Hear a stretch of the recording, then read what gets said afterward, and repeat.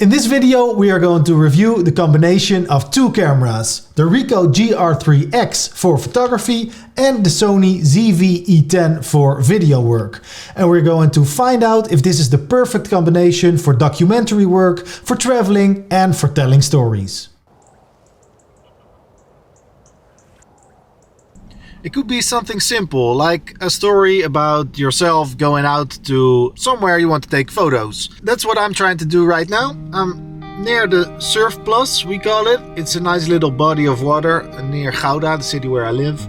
And well, actually I had some bad luck. Well, not really bad luck, but my timing was a little bit off when I tried to shoot this video, because I was here 3 days ago trying to do this exact video, but it was in the afternoon and I was a little bit late to the party when it comes to the weather. And I did take some nice shots, but it was very crowded and I can't really take videos in public. At least I cannot speak to the camera in public. And also it started drizzling and I didn't really take more than just a few nice shots. And then yesterday morning I woke up and I looked outside and the sunrise was just too beautiful, and I thought, damn, that's when I should have been here.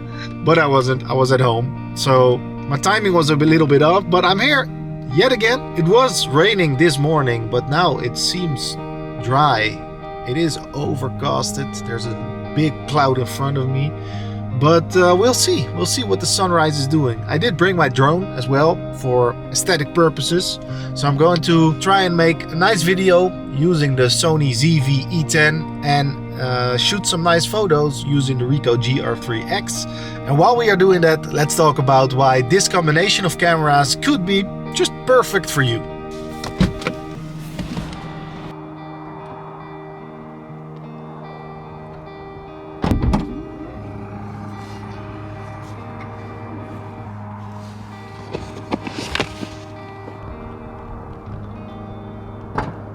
Let's address the elephant in the room, shall we? The low light capabilities of the Sony ZV-E10. I'm shooting this entire video in the intelligent auto function, and it turns out that when there's not enough light, the shutter speed is dialed down to 1/13 of a second, leaving a blurry mess. In the ZV's defense, it was pretty dark in the car, but I did expect a better shot inside the car. Luckily, there are a lot of great things about this camera as well.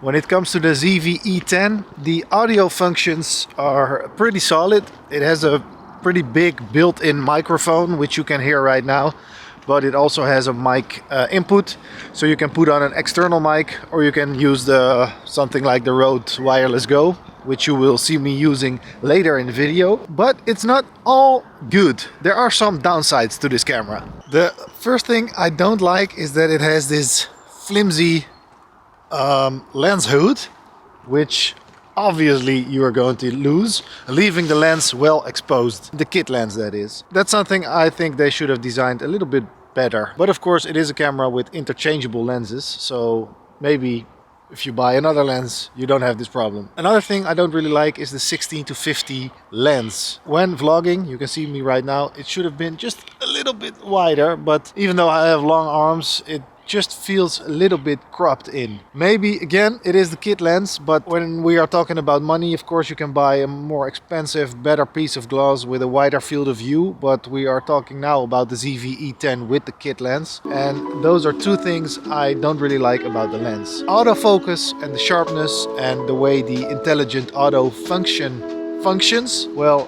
that's just amazing, because it really is point and shoot. And when it comes to making videos, it really is just easy, turning the camera on and shooting away.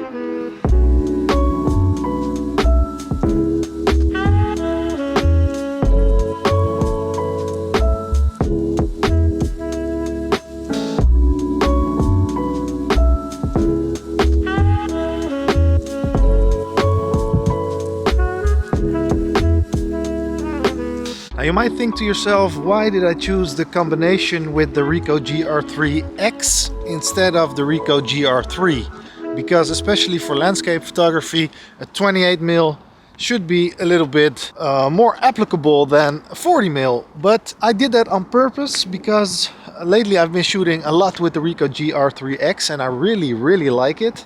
But also for landscape photographies, sometimes wider isn't always better. Sometimes it's just very good to zoom in just a little bit, make your composition a little bit more deliberate and not just shoot the whole scene. And I think that that's something to consider at least. Usually people who are starting out with photography always turn their lens the widest they can, and after a while, when you are feeling more comfortable in making your own compositions, then it starts, then the zooming starts basically.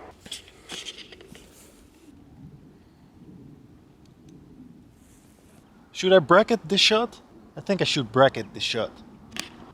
And this is one of the many great things about the Ricoh GR lineup, the button placement making one-handed operations super easy.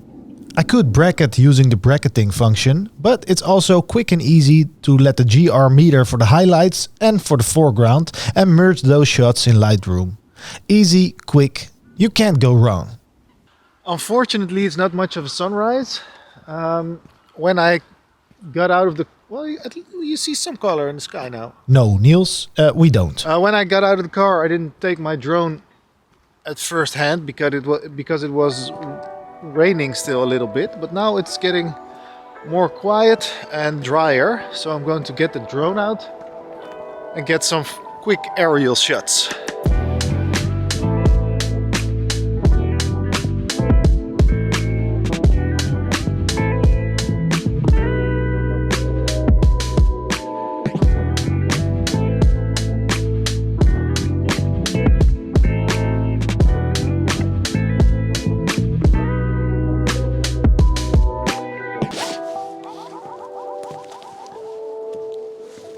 It is starting to get really busy over here, and that's when I cannot vlog because I feel like a complete idiot when I do. So that's why you are now on the Rode Wireless Go 2. There are people swimming out here again, which was the same last time I was here. Pretty crazy. As you can see, the light, well, it is getting a little bit better actually. Did shoot a short little time lapse on the drone, but I cannot help but think that I should have been here yesterday morning because the scene would have been so much cooler with splashing sunlight in the morning. But you know, this is not a video about trying to act like everything is all perfect in photography, just about well, seeing what happens when you take two cameras out. And just when I thought the sunrise will not be anything good, it's now starting to look pretty nice. So I'm glad I got my drone in the air, and well, it's a good opportunity for some photography. So pretty happy with myself.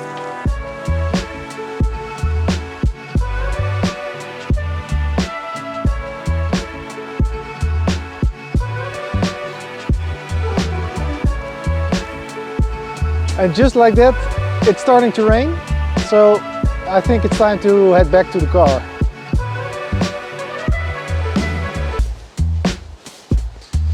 Now, why would you want two cameras in the first place?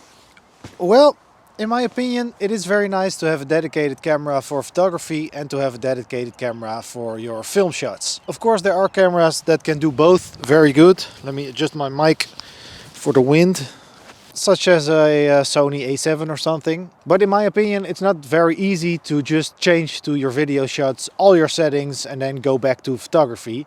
And it could be the case that you want to shoot some behind the scenes. So you want to have your camera where you take your photos with in your shot as well. That doesn't really mean you have to vlog or something, but it is very nice to be able to show a little bit behind the scenes. And it is very small. It's a very small package. I have this small retrospective 4 version 2 from Think Tank. It's a very small pouch and it's easily big enough to fit my Ricoh GRIIIx, my Sony ZV-E10, which I'm filming this shot with, an extra GoPro to shoot some POV footage, the pouch for the Wireless Go 2 from Rode, and I also have the attachment for the grip.